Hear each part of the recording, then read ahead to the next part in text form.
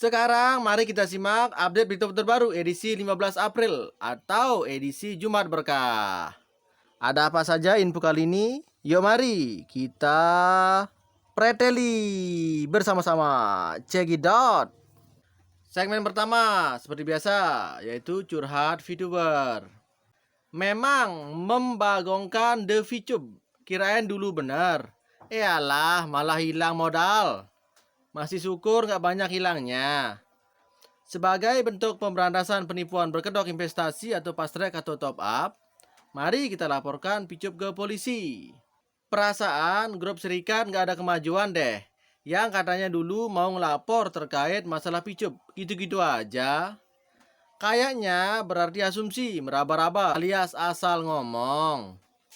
VTube itu kayak binomo yang serba menjanjikan, tetapi ujung-ujungnya penipuan alias scam. Payah juga nih serikat, dulu tiap malam, tiap hari, sampai 24 jam selalu meeting, tapi begitu-begitu aja. Hah, payah. Kalau nggak percaya sama gerakan komunitas Mayoni, gerak sendiri gih sana. Bukannya nggak percaya sih, masalahnya sudah setahun lebih gerakan komunitasnya, tapi nggak ada gerakan atau perubahan. Lalu apa yang digerakin? Iya, mereka yang waras maka pasti tahu perkembangannya Picup. Bisa kasih bukti perkembangan apa aja yang dibentuk oleh serikat ini. Laporan itu tidak serta-merta langsung menangkap orang, ya toh? Laporan apa saja yang dibuat oleh serikat ini, apakah ada bukti? Salah ya minta bukti buat demokrasi. Kalau nggak mau dibongkar prosesnya dari mana, tinggal bilang baik-baik aja. Tetapi no drama nggak asik kan? Kita semua mau lihat hasil kerjanya SPI dong, boleh nggak? Kan tujuan gabung di grup ini adalah bersatu untuk menuntut Picup. Cuman mau lihat hasil perkembangannya aja, kok pada ngotot ya? Sebagian dari kami sudah bersatu. Lah, Anda selama ini berada di planet mana? Kok nggak tahu? Semua progresnya sudah ada. Yang melapor saja yang berhak dapat info. Yang nggak melapor, ya tanya tim 9. Masuk Mayoni kalau mau tahu. Di sana khusus tentang pelaporan Picup. Kami bicara Picup itu karena Picup adalah aplikasi Abadini yang menipunya paling banyak dan paling jago PHP, sekaligus paling membagongkan. Bagi teman-teman semua yang mempertanyakan progres serikat soal pelaporan Picup, ini dia progresnya. Saat ini tetap berjalan sesuai dengan tujuan pelaporan kami, yakni PT Future Pewtech. Dan seluruh orang-orang atau top leader Picup yang selama ini aktif terlibat dalam memberi edukasi bohong harus bertanggung jawab. Ini soal waktu kok. Yang jelas, dampak ketakutan si Wilbert 001 sudah kelihatan dengan menghapus semua konten mereka di channel MFBS. Apakah kalian masih nggak percaya juga kalau dia, si Wilbert, sudah mengakui kalau itu scam? Emang hilang berapa duit dan ikut pelaporan nggak? Kok nggak ikut lapor atau gimana tiba-tiba nuntut dan cemooh orang-orang di sini? Lebaran kali ini bisa cairkan pipi nggak ya? Semoga bisa. Yes, yes, yes, yes. Benarkah Picup masih bisa on? Nasib saya kurang beruntung. Pas track baru 10 hari, Picup langsung scam. Sabar ya, Picup tidak scam. Picup lagi bertapa. Seperti ular bertapa terus jadi kepompong, terus jadi kupu-kupu. Ternyata senasib kita bro. Aku lagi membangun bintang yang lebih tinggi. Sampai di bintang 4 Picup off selamanya. Rencananya sih panen pipi entar nunggu bintang 5. Belum juga nyampe sudah stop dulu. Hah. Jangan terlalu jauh cara berpikir dan arah pandangnya.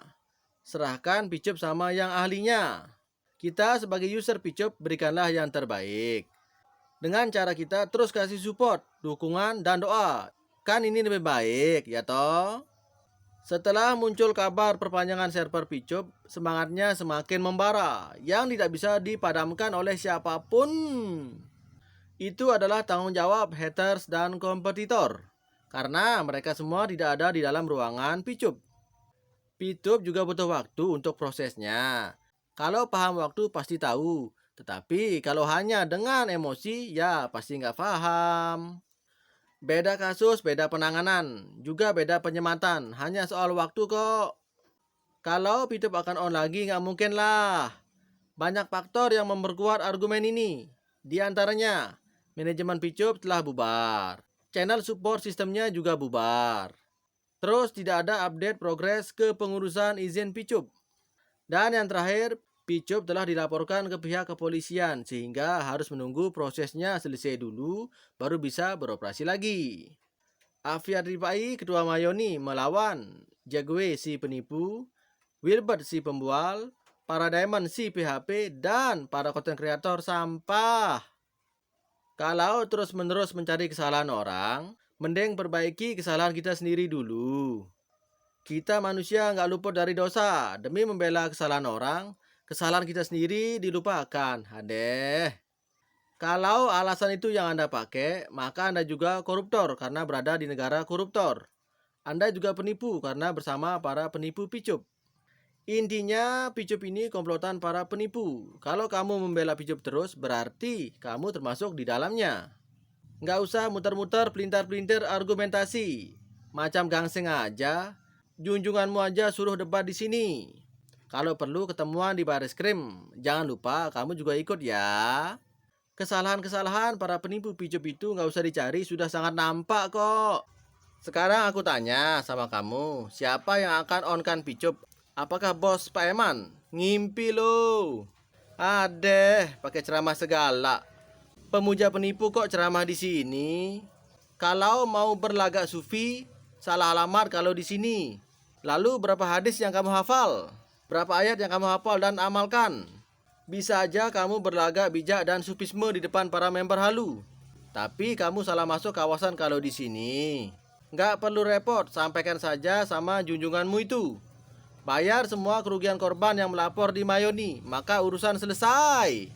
Bebas Anda mau jadi korban kek, mau dibodohi sampai kiamat kek, kagak ngurus. Yang penting duit korban yang melapor balikin, gitu aja. Nggak usah ceramah sana sini, introspeksi aja. Kalau sudah hafal dan amalkan baru datang ke sini lagi. Jangan lupa, junjunganmu kami tantang ketemuan di Bareskrim, nggak usah sembunyi. Biar gak makin banyak yang melapor. Dan jangan lupa, kamu pun harus ikut ke Bareskrim, kasih ceramah di hadapan kami. Lucu nih orang, mencari kesalahan orang lain. Emang Picup benernya di mana coba? Sesuatu yang busuk ya wajarlah kalau disalahkan, bukannya disimpan rapi-rapi ya toh? Nih orang jelas-jelas bagian dari manajemen, laporin aja sekalian. Makanya saran aja, selain bahas soal Picup sambil mengisi kekosongan progres hasil pelaporan, bisa diisi materi lain. Cuman kalau bahas Picup saya sendiri males, nggak ada lagi yang perlu dibahas. Lagi pula buat orang yang sudah jadi korban Picup dan menyadari kesalahannya, kan tinggal diisi dengan edukasi yang lurus aja. It's okay lah ketipu, diambil hikmahnya aja, ya toh. Dan yang masih ngotot ya biarin aja lah. Kita juga nggak ada tanggung jawab buat nyadarin orang-orang sesadar-sadarnya. Setidaknya sudah mencoba menyadarkan, itu sudah lebih dari cukup. Yang suka investasi sudah ada loh wadahnya yang jelas. Buat yang suka bisnis juga sudah ada. Dan stop buat cari-cari lagi APK yang bikin kaya instan. Perkaya otak dulu, baru deh bisa benar-benar ketemu APK penghasil uang yang cocok buat diri sendiri. Picup punya izin lengkap kok, cek aja di OJK dan Kominfo. Anda VTuber satu bukan? Masa nggak paham izin-izin yang dimiliki Picup? Kalau roman-romannya sih, Picup nggak bakal bisa on sebelum lebaran. Kemungkinan kita ini sebagai VTuber sejati sudah seharusnya saling menjaga keharmonisan. Maka akan muncullah sebuah keromantisan, seperti di mana saling bertatapan muka. Kita lanjutkan segmen selanjutnya, Basi Moti VTuber. Tema motivasi kali ini adalah si penentram. Boleh nggak wanita berbisnis? Tanda tanya. Berdasarkan data Kementerian Koperasi dan UKM, sekitar 60% UKM dikelola oleh wanita. Lihat saja di pasar-pasar, lihat juga di toko-toko online. Wanita yang mendominasi, betul apa betul? Secara umum, wanita itu banyak bicara, ya toh? Ada protein khusus yang membuat wanita bicara sekitar 20.000 kata per hari. Sementara pria hanya 7.000 kata. Dan hal ini sangat ilmiah. Diamnya wanita itu kalau lagi tidur aja atau lagi ngambek. Hihihihihi. Banyak bicara ini kalau dikonversi pada penawaran bisnis bisa berujung pada banyak closing. Bukankah banyak closing itu menyenangkan? By the way, apa manfaat wanita berbisnis? Manfaatnya antara lain membantu masalah finansial keluarga, menyalurkan minat, bakat, dan passion, dan juga untuk mengantisipasi resiko, misalnya kalau suami sakit, meninggal, berpisah, atau kena PHK. So, saudara-saudara, kita jangan lagi merasa risih kalau ada wanita yang berbisnis. Kan teladannya sudah ada sejak dulu, yaitu Khadijah RA. Manfaatnya juga banyak, tak terbantahkan sama sekali, ya kan? Lantas, apa syarat-syaratnya? Antara lain, tidak meremehkan suami, tidak membebani orang tua, tetap memprioritaskan keluarga dan agama, tetap menempatkan suami sebagai pemimpin atau imam. Jangan sampai karena lebih menghasilkan, karena lebih cerdas, karena lebih solutif, karena sering ikut pengajian, lantas seorang wanita meremehkan suaminya. Jangan sampai deh, bisa nggak selama dunia akhirat. Ih, serem. Bagaimanapun juga, seorang istri harus bisa menjadi penentram bagi suaminya. Ya, penentram.